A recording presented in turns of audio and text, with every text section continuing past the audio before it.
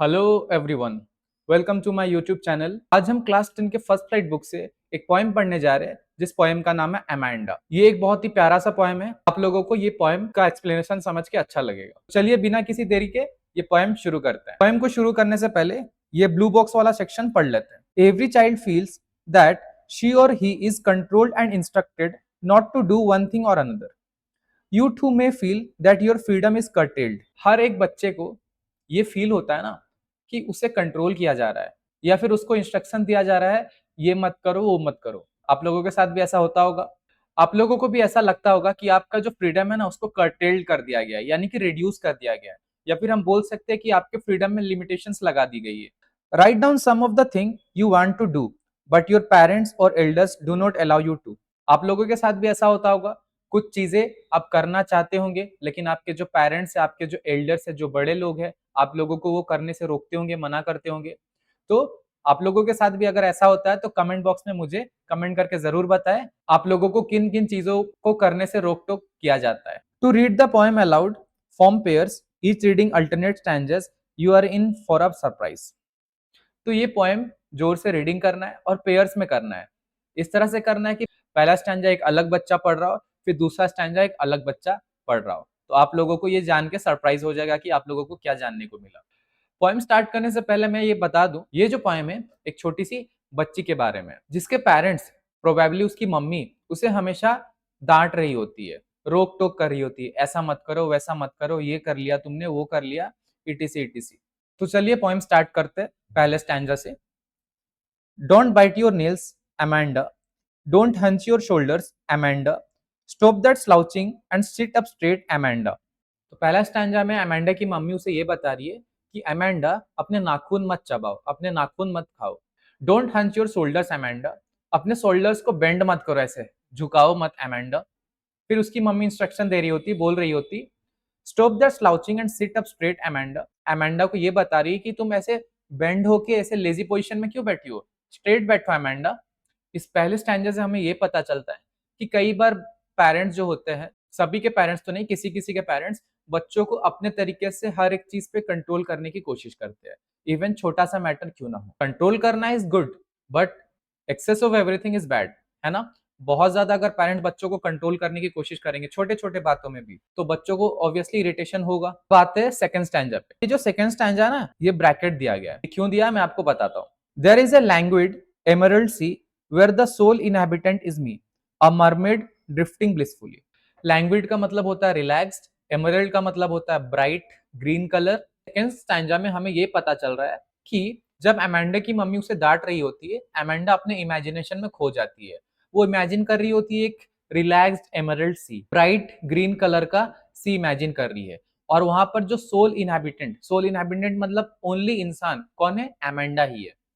और वो एक मरमेड बनी है। धीरे अमेंडा उस समंदर में ड्रिफ्ट कर रही है, यानी कि धीरे धीरे आगे जा रही है, ब्लिसफुली यानी कि पीसफुली या फिर happily.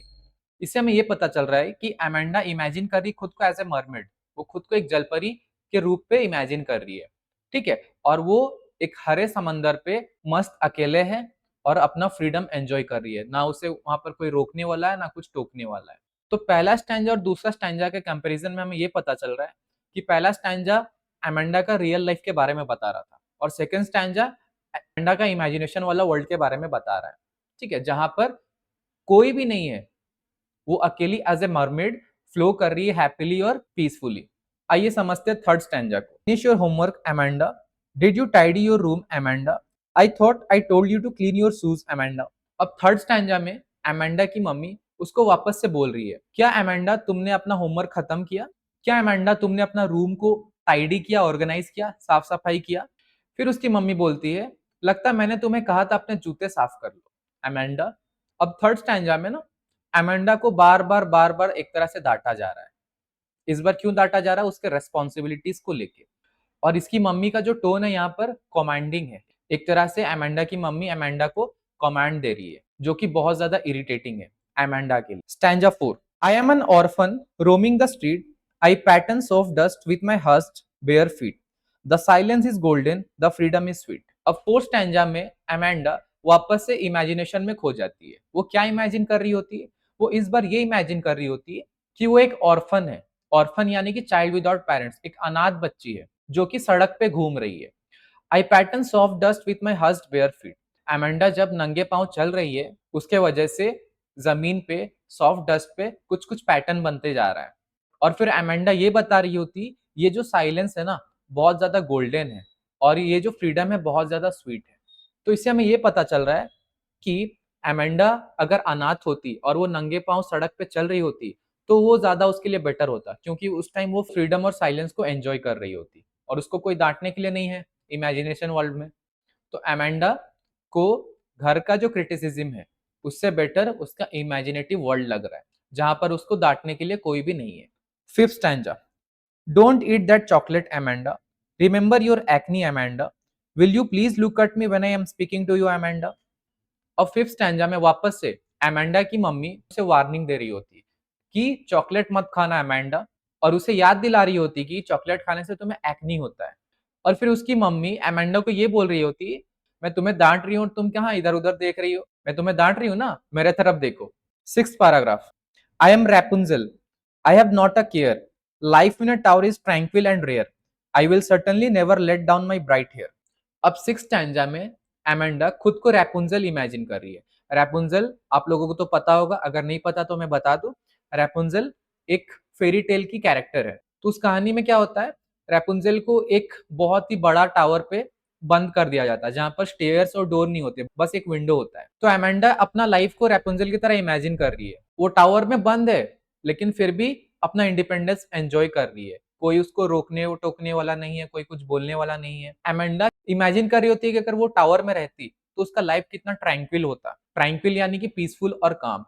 I will certainly never let down my bright hair, और वो ये बोल रही है कि मेरा जो पीस है उसे मैं किसी को तोड़ने नहीं देती वहां पर, क्योंकि वो अकेली होती। तो इससे हमें ये पता चल रहा है कि एमेंडा को कितना ज्यादा डीप डिजायर है अपना इंडिपेंडेंस को लेके, और वो ये भी चाहती है कि अडल्ट कंट्रोल से वो बाहर निकले। आइए समझते हैं सेवेंथ और लास्ट पैराग्राफ।